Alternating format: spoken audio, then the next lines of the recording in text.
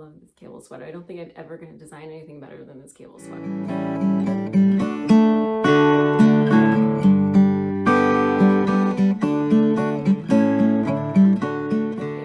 Thank you for joining me for episode 63 of the Hilo Stitch podcast. I am your host, Kristen, and I'm here to talk to you about, what else? Knitting.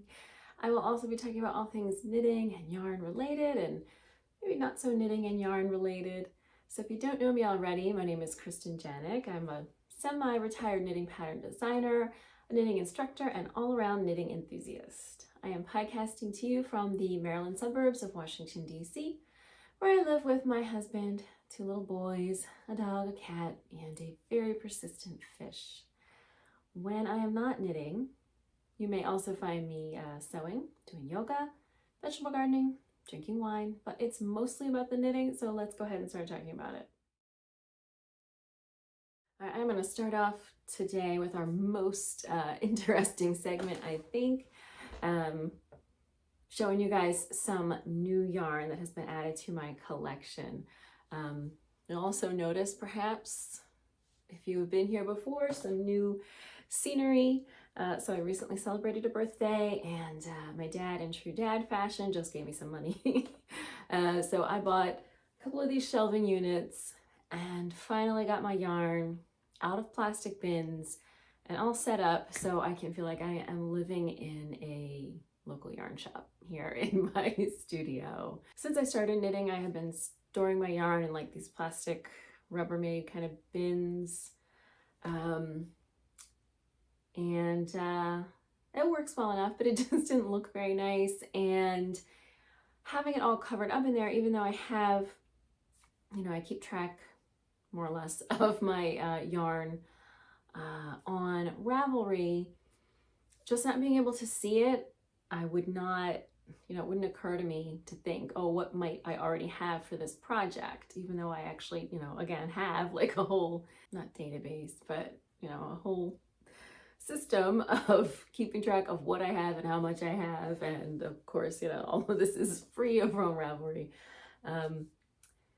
But being able to see it, I think, is going to keep it kind of fresher in my mind so that I am not buying yarn that I don't need. I mean, I'm probably still gonna buy yarn I don't need, but able to see what I actually have and can use. So I'm gonna do a separate video kind of taking a peek at my stash here. But for reference, these 2 here, that's all sock yarn. I don't even knit that many socks, so it's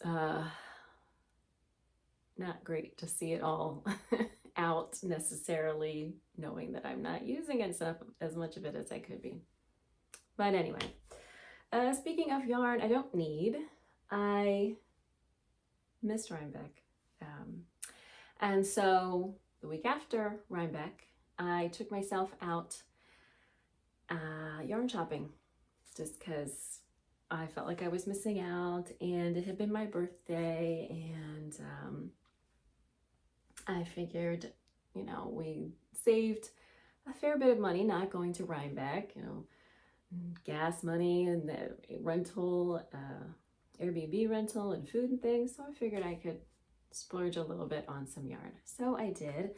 I was kind of dithering about whether I wanted to go down to DC or up to Frederick. So in DC we have Looped Yarn Works, which is in DuPont Circle. And then a little bit outside DC, we have Fiber Space in Alexandria. And up in Frederick, we have Knot House. And then we also have the Magpie Fibers flagship store. So I went back and forth, but I really just didn't feel like getting on the metro.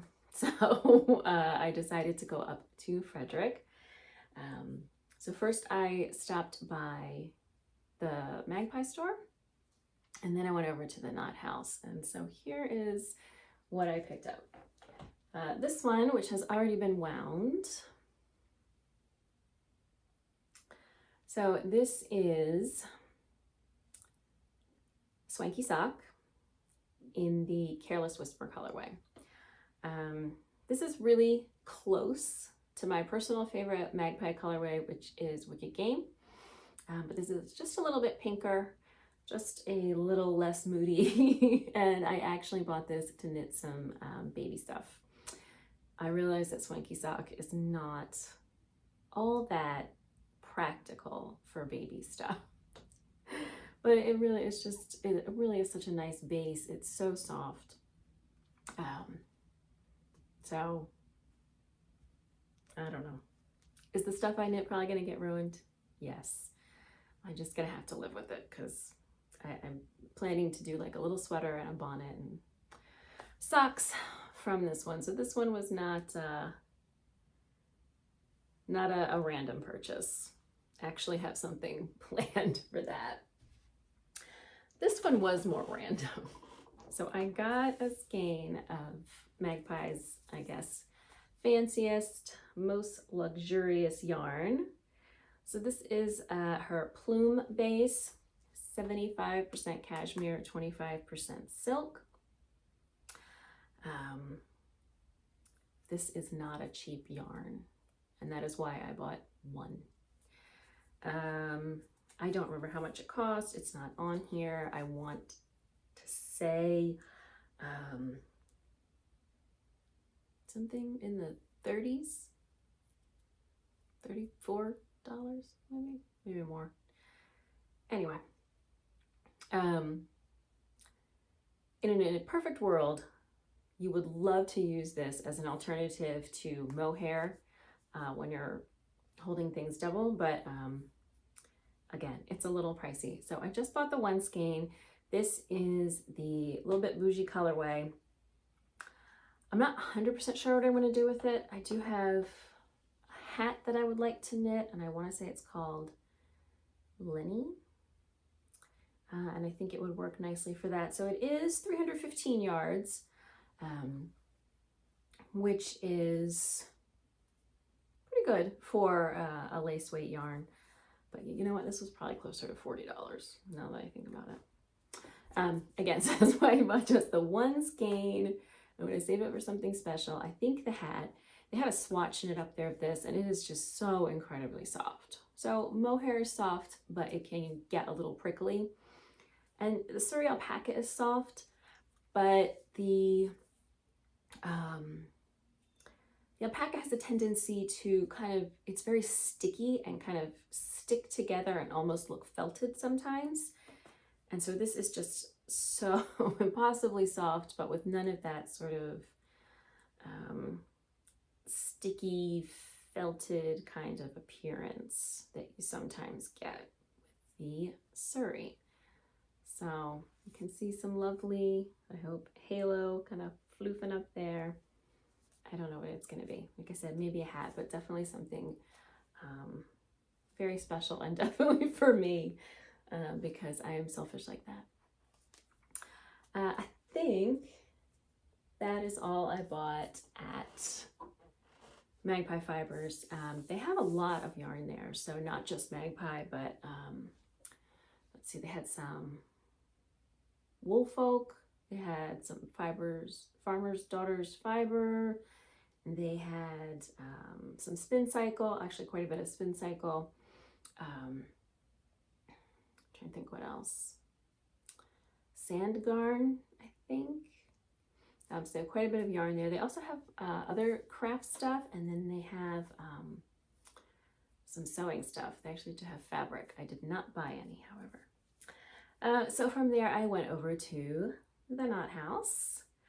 And what did I buy there? So I'm going to talk about this a little bit more later, but I bought 2 skeins of this.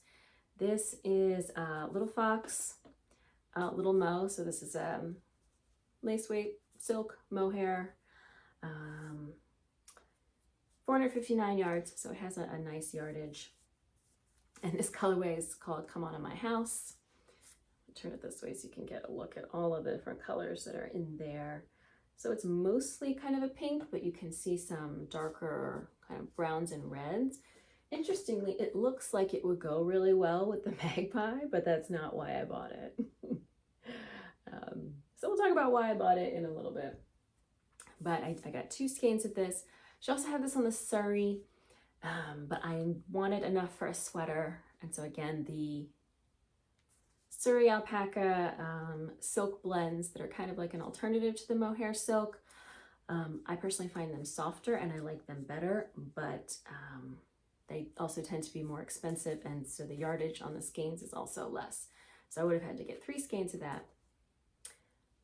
So instead we have 2 skeins of this, and I'm sure I have used her little mo before in other stuff. Most of the silk mohairs are about the same in terms of how soft they are. So I've definitely used it and have worn it next to the skin, and it is perfectly soft. I just find sometimes for not really any particular reason, mohair will start, like I'll be wearing it fine, and then all of a sudden I'll be like, oh, it's prickly, what's happening? So that's that. And then I bought a yarn. I've been really wanting to try this, and they didn't have a ton of stock in. And just Kathy had said they were going to get more in the coming week, but I was already out and not planning to go out yarn shopping again. So I just went ahead and grabbed, I don't want to call this a skein, I don't know what to call this, a cake, a very giant head-sized cake of the Manchalope. So this is 100% Manchego wool. This one is called double silver, so it says, although in Spanish it says gris claro, which is light gray. So this is, if you're familiar with the Nudiden, or what's the other one? The other kind of pencil woven yarn that's popular, and maybe it's Plutalope or Platalope, those. This is kind of like that, in that it is not really, I mean, it's hard to call this yarn because it's really just kind of barely holding together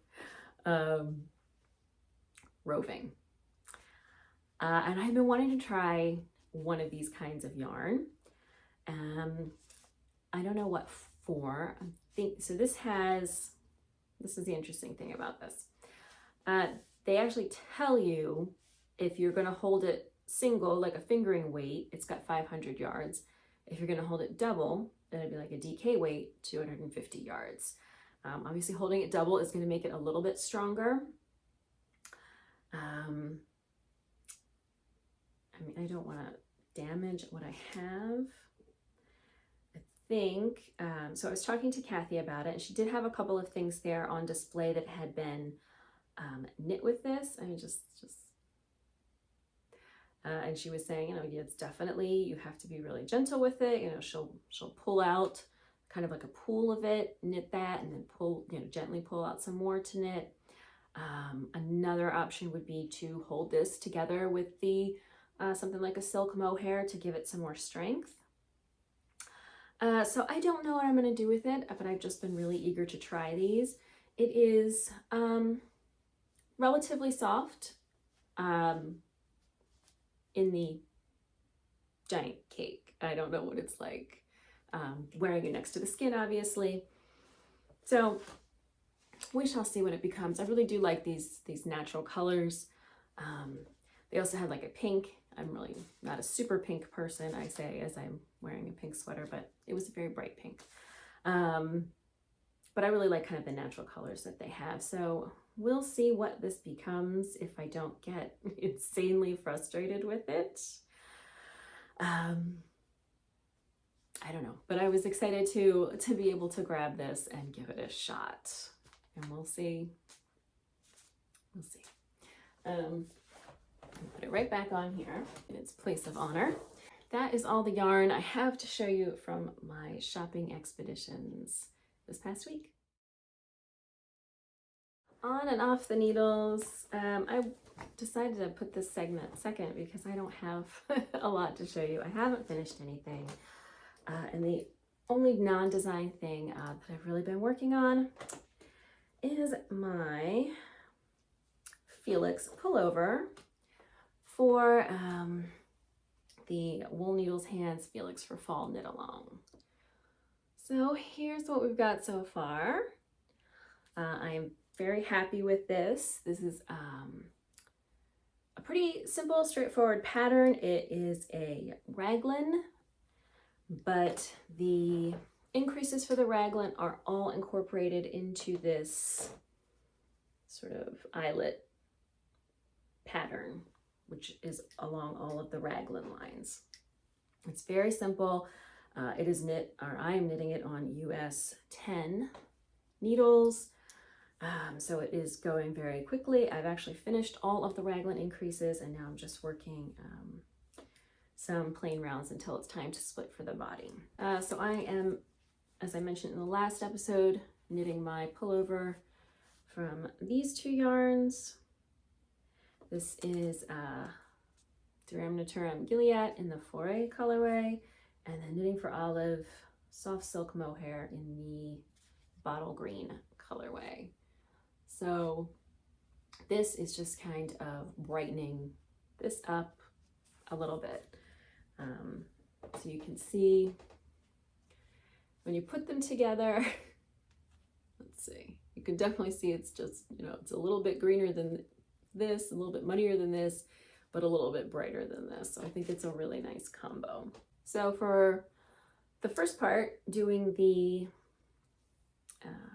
increases within that eyelet shape, I really had to pay a lot of attention. So, and I had to sit there with the pad. It is not a complicated stitch pattern. If I had just sat down and like thought about it for a few minutes, I probably could have committed it to memory, but I just didn't feel like putting the effort into it. So I did have to sit with the pattern while I was working on it. But now it is just basically stockinette. So I did the tubular cast on. And one thing I didn't do, which I usually do, is to do the ribbing without the silk mohair. Usually when I do sweaters that have both, I'll just do the ribbing without, but I decided to skip that this time so it would be all one color.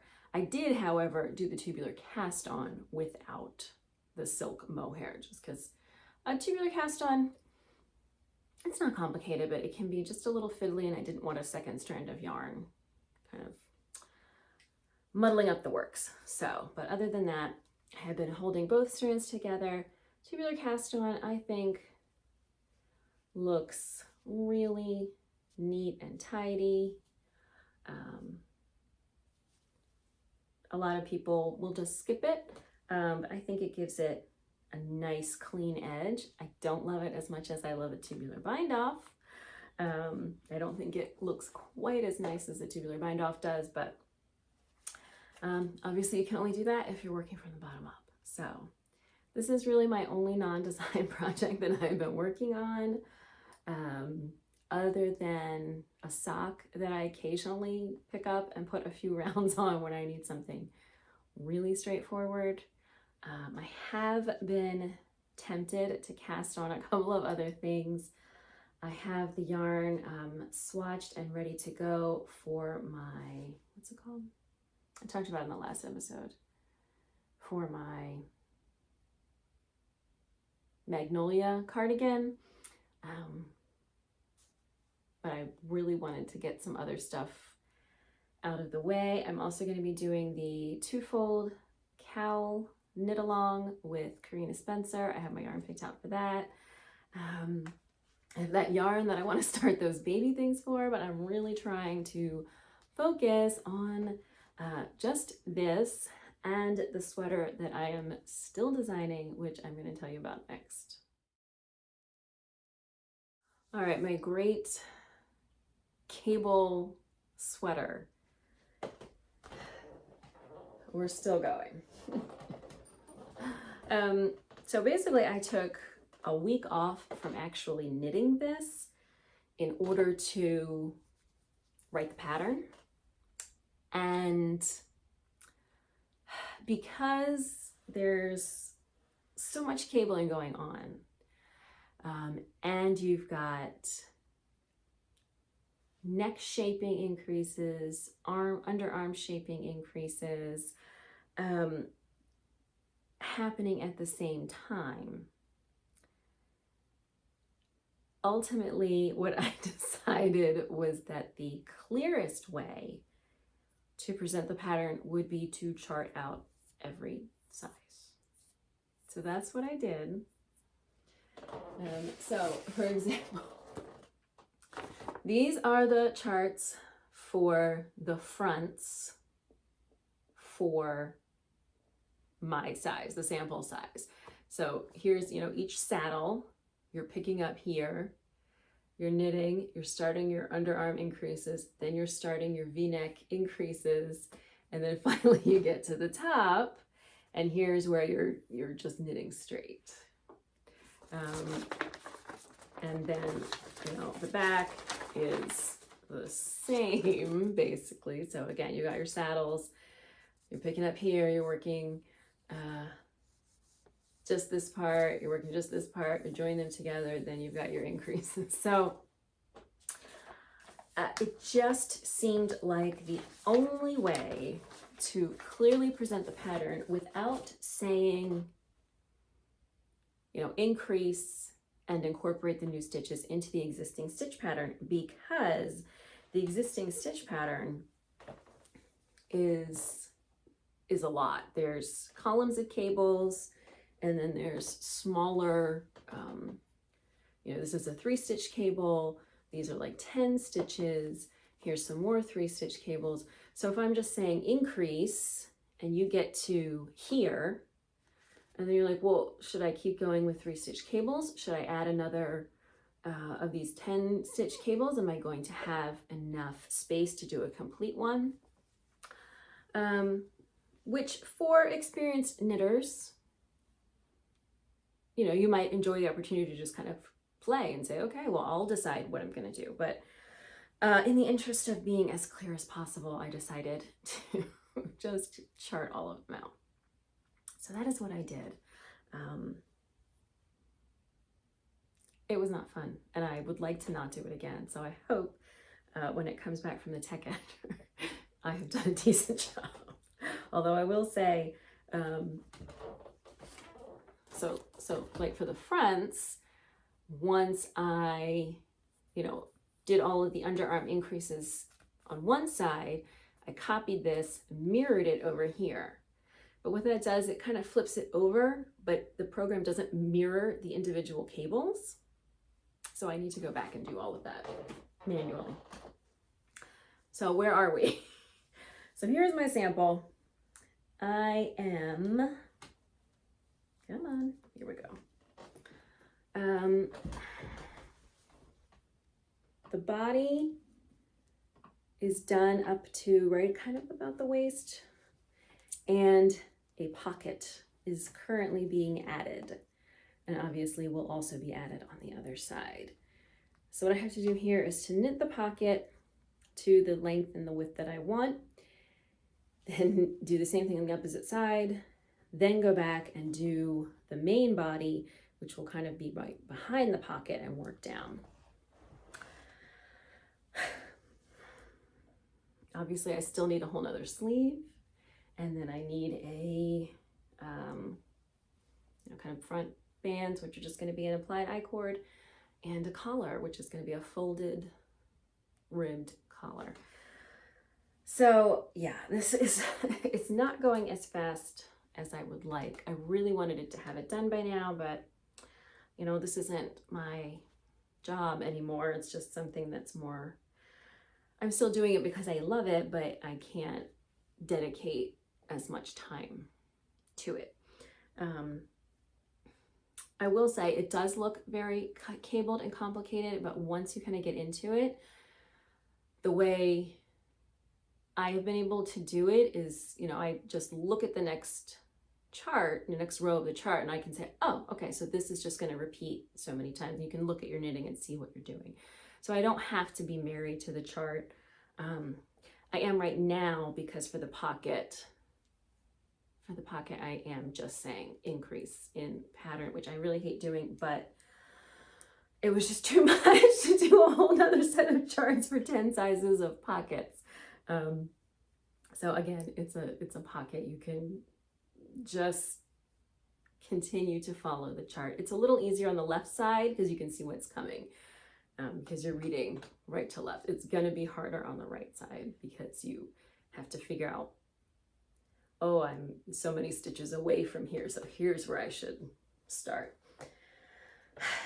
It's getting there. Not quickly, but it is getting there. It has been sent to the tech editor. I don't have test knitters because again, this isn't my job anymore. And so maintaining a list of test knitters and trying to run test knits, it's just not very practical for me. And to be honest, I've always just had a difficult time getting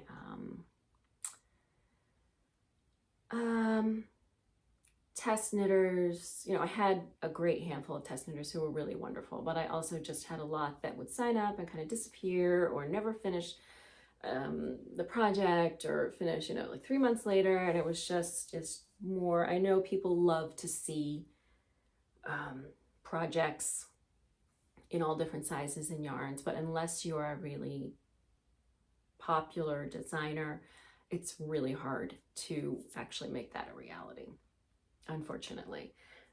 So all of my patterns are absolutely tech edited by brilliant tech editors who are numbers geniuses in ways that I am not. So I'm confident in, the ultimate result. Of course, there are always typos or things that get missed from time to time. I'm always confident in the actual results of the pattern. Like if you follow it, you're going to get what it says. But just in terms of having sort of a million different versions being test knit, just not in my capabilities at this time. So this is such a big project. The other design that I would like to get out before the end of the year, which is rapidly coming because today is October 24th, 25th somehow, is much simpler. It's a much simpler design, and I have started swatching for it. So if that looks somewhat familiar, it is because I am using that Little Fox Mighty Mo in the Come On to My House colorway, and pairing it with this beautiful yarn from Sonder Yarn Co. So these are both a lace weight. I don't remember what this is called, but I definitely said in a previous podcast, it's definitely a lace weight. I want to say it's like a BFL. So I'm not sure if you can see, but it is a little fuzzy, and it is not, it's soft, but it is not, crazy soft,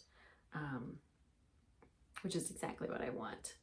And I wasn't sure how they were going to do together, but I did specifically buy this for this, and I absolutely love how it is working out. I really like how this color is coming out. So right now I'm basically just kind of trying to see if I like this needle size for this pairing. So this is a US 4, which I am obviously swatching flat. The piece that I'm going to design is going to be a set-in sleeve, seamless set-in sleeve. But I had to figure out how to do a puffed seamless set-in sleeve. I don't know. But it's a seamless set-in sleeve with a keyhole in the back. So all of the yoke is worked flat, and that is going to be the most important part to fit. So I'm starting by swatching flat, just to see how I like this fabric. So I want to block it first. I think this is going to be good. But what I might do actually is, I definitely wouldn't go smaller because of all of the mohair and the slight fuzziness of the plain lace weight. this has a lot of structure, you know, for two lace weight yarns. So I don't think I would go smaller, but I may switch needle tips to the US 5 kind of halfway through here just to see if I like that better or worse or the same. So swatching is underway, and really, again, love how this color is coming together.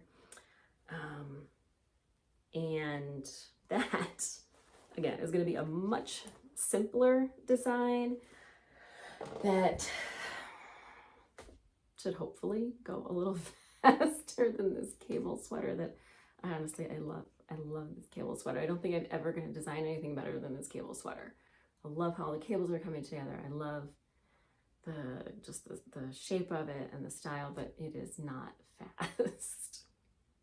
Maybe it would be fast for some people. It would probably be faster if I didn't have to take time off to chart 10 different sizes of it. So those are the two designs that I am currently working on.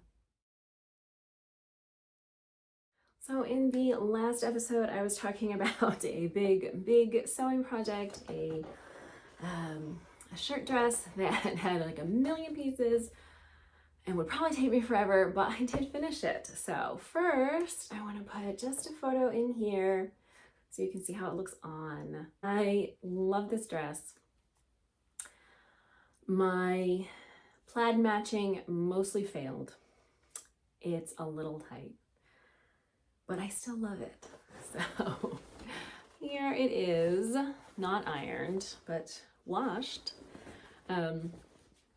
So this dress, as you can see, has a lot of moving parts. It has, you know, front pockets, it has side pockets, it has an entire button front, it has sort of these yoke panels on the front and the back, and this armhole trim. So there was so much going on with this. But it turned out, oh yeah, and it has a collar. So there's so much going on with this, but it turned out, you know, considering how long I have been sewing, I think it turned out really well, and I'm really happy with it. You know, I do wish I'd done a bit better with the plaid matching. The only plaid matching that really worked right here is this pocket. Like, that is pretty much spot on, and the rest of it is, I mean, this pocket is not nearly as close. The other thing I did though was to cut the waistband and the placket and these yoke pieces on the bias so that they weren't supposed to match anything. And they also kind of break it up a little bit visually. So it is definitely a very busy dress, and I'm sure a more experienced sewist could have done a better job, but I am very pleased with it. This is the Matilda dress from Megan Nielsen.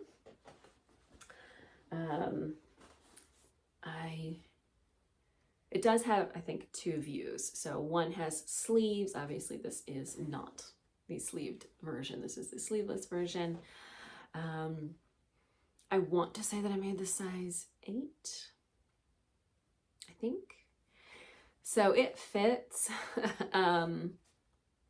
It's a little tight in the waist. And the other slight, I don't want to say problem, slight issue is that I guess it's probably, I mean, most, I think, sewing patterns are drafted for, I don't know if it's a B cup or somewhere around there. Just, it may be the placement of my buttons, but there is a little bit of gaping at the bust. This was my first time sewing buttonholes and sewing, I mean, obviously I've sewn buttons on things before, but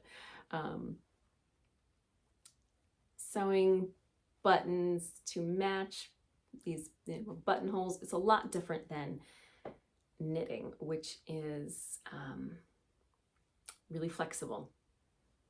You know, if your buttons are a little bit off, knit fabric stretches and can kind of accommodate that, which is not the case here. So in retrospect, it probably would have been smart to locate where the button should fall to go right at the bust and make sure that stayed the most closed, and then plan the other buttons around that. But oh well, what's done is done, and I still love it. It's by far, so far, my favorite thing that I have sewn.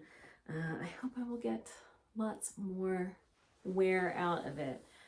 So I wore this for my birthday, and I finished it just in time. And it happened to be a warm day for my birthday. So my birthday is the 15th of October, but it was in the 70s. So I just wore it with my Doc Martens, and perfect. But I think as the weather gets cooler, I could definitely pair this with a cardigan or a denim jacket and some tights. So I think it will last through the fall season at least. So if you are looking for a shirt dress pattern, I really love this. I just, again, there's a lot of work that goes into it. There are a lot of moving parts and a lot of pieces. But I think the results are worth it. So that has been my big project lately. I also made myself a new skirt. So this is the Natalie skirt from Forget Me Not Patterns. It is too small. I don't remember what's the sizing on that was weird. It was like it was sized for bust sizes, but it's a skirt. So what? A size, you know, it was like, here, you're going to make the size 36 skirt. It has a 29-inch waist. Why would you call it the 36 if it has a 29-inch waist? That doesn't make any sense to me. At any rate, it is very tight. I did wear it out for our anniversary, which is what that photo is from. So the skirt has two silhouettes, either the flared, which is what I did, or an A-line, and it also has a plain waist, which obviously I did not do. I did like the raised waist. I like the skirt, aside from the fact that it's too small. I don't like the fabric. So this was my first time using a digitally printed fabric, and I washed it before I sewed with it. I washed it after I finished, and it just feels like someone painted on cloth, and I don't care for it. I don't remember what this fabric is. I want to say it's a cotton linen. It's definitely either a cotton or cotton linen, because I ordered maybe 3 different fabrics from this shop, and all of my choices were either a cotton or a cotton linen. And I don't love it. I don't know if it's the digital printing in combination with the particular fiber content of this fabric, but I don't think I'll be doing more digitally printed fabric in the future. It just, again, it really kind of feels like somebody painted on top of some cloth, which I don't like. And I don't think it looks as nice. The pattern itself is really cute, which is why I decided to give it a shot. But I don't think it's for me, and I don't think I will be trying it again in the future. So we'll just, I'll pop in a little Chatterbox segment today, just because it's been a few weeks since I have done a podcast. October is always busy around here. It is, of course, my favorite month of the year. It's objectively the best month of the year, clearly. We did not go to Rhinebeck this year, of course, but still we had my birthday, we had my our wedding anniversary, Halloween. JJ is playing soccer. He's such a sweet boy. He wants to play soccer.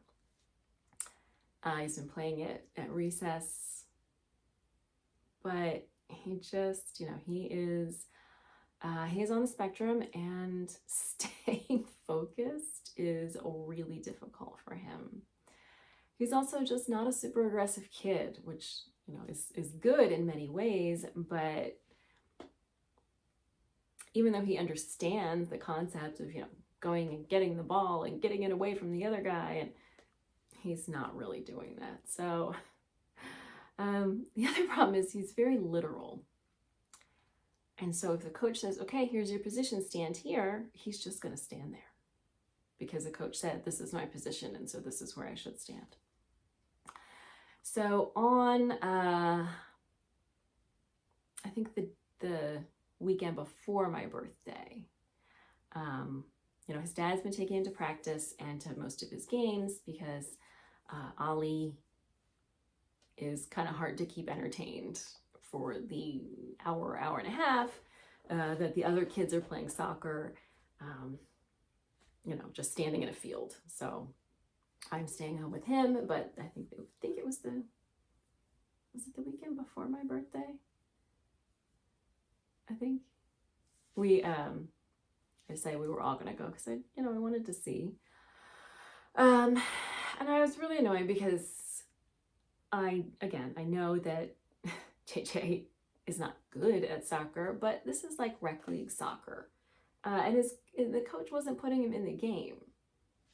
I know he's not going to do much in the game, but again, this is not like one of these elite competitive soccer camps. Like, just throw him in there and let him stand there. But so once he was in the game, he really did just kind of stand there. And then afterward, he was like, but Mom, the coach said that's my position and that's where I'm supposed to stand. And so we had to talk about that. And I have not been to his game since, but my husband said he's doing a little better, but sort of the aggression of the game doesn't really work for him.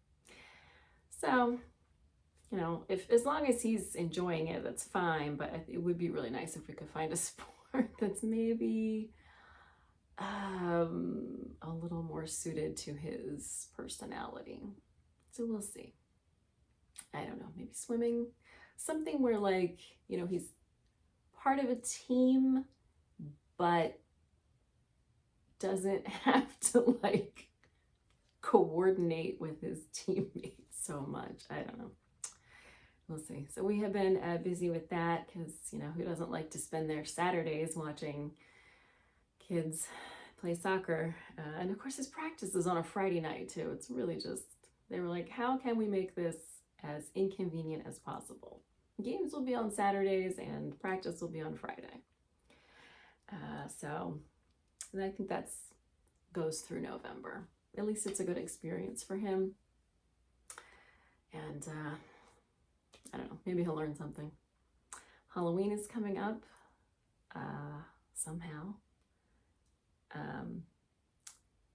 Every year the kids change their minds 17 times about what they want to be. So the weekend of my birthday, I told both kids, look, this is the last time you can change your mind. I'm ordering the costumes and that's what you're going to be, whether you like it or not. So we've got one skeleton and one tiger. I'm not sure what we're going to, usually in the past, a friend of mine just lives a couple of blocks away and we would walk over to her neighborhood and all trick or treat, my kids with her 3 kids. They recently moved, and they're not far away, about 10, 15 minutes. But obviously we can't just walk over there anymore. So not sure how we're going to do Halloween this year. I mean, obviously we're going to trick or treat somewhere, but I gotta get my Snickers from somewhere. So we'll see. But the kids are looking forward to that. And I'm just, like everyone, in disbelief that somehow it is the end of October already. That's about all that's been going on around here. My husband and I went out for our anniversary. We went down to the wharf in DC. And for some reason, I don't know, the one night we decided we're going to go out down into the city to go out, traffic was a disaster. All these roads were closed. And what we often do is that my husband has parking at his office building in DC.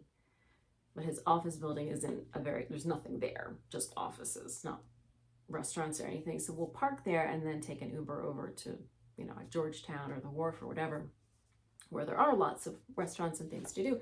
And usually it costs like 10 or 15 bucks. It costs $40 because of, I don't know what was going on in DC that night. It's ridiculous. All these roads were closed. Constitution Avenue was closed. E Street was closed. It was just a mess. Anyway, but my husband for some reason did not bring a jacket, even though it was October. So we had our dinner. We walked over to a pub and got a drink, and then we were outside, and it's just an area of DC that used to be nothing, nothing of interest, but they've built up the wharf, so now there's a concert venue there. There's all of these restaurants, these really fancy condos, and then they've got like a long pier that has these giant kind of swings that 2 or 3 adults can sit on. And then at the end, there's it's a gas fire, but it's made to look like a bonfire, and it's just really nice. But so I was like, oh, we can just take a nice walk around, but he was like shivering. So it was not a super late night for us, but it was still nice. And then actually for my birthday, the week of my birthday, a little bit before, we went to see the Killers in DC as well. So really irritating. My husband is not great with gifts unless you specifically tell him what to get. So for example, if if I have a wish list, he'll get things from the wish list. Okay. So I had a pair of earrings on my wish list that I wanted. I got them, and that was nice. But then he also wants to like be creative and get me something that's not on my wish list. So he got me a self-cleaning water bottle. I don't know. So back in the summer, I saw that the Killers were coming to DC. And I was like, this is what I want for my birthday. Go buy the tickets now. Otherwise, we will not get them. This would not occur to you as a thing that we should do. So we got the tickets to Capital One Arena, which is the big stadium. And then like a week later, they announced a second show at a smaller venue that would have been so much better. So the smaller venue is called the Anthem, and it's at the Wharf that I was just talking about. And we saw Juanes there about a year ago. And it's very nice. And it's much smaller, which is nice. You get a close up. But oh well. But it was still nice to see the Killers. That is probably, I guess, between Juanes and the Killers are probably the 2 bands that I have seen the most often in my life, and still enjoy going to see them. And the nice thing about them is that they're older. Like I really like Bad Bunny, but it would be ridiculous for me to go to a Bad Bunny concert. I'm like a 42-year-old middle-aged mom. Like I cannot go to the concert of a 24-year-old reggaeton artist. But I can go to the Killers. There were people that are older than me. So we still had a good time, and they put on a good show. So that was lots of fun as well. And so this weekend will be Halloween, and then I guess November might be a little bit quieter before Thanksgiving comes and the mad holiday season rush. We shall see. So I guess that is just about all I have to chatter about in this episode. Thank you so much for joining me for episode 63 of the Hilo Stitch podcast. Show notes with links to everything that I have talked about can be found at mediaperuana.com/Hilo-and-Stitch. If you enjoyed this episode, I hope you will give it a thumbs up, share with a friend, leave a comment down below. And I hope you'll also consider subscribing so you don't miss future episodes and other great tutorials and knitting related content here on the Media Peruana Knits YouTube channel. Special thank you to my Patreon patrons whose support helps keep the podcast and the whole channel up and running. If you would like to get some behind the scenes sneak peeks and perks and other goodies while supporting the channel, you can find more information at patreon.com/mediaperuana. If you're looking for me on social media, you can find me on Instagram and Ravelry as Media Peruana. and I will see you next time.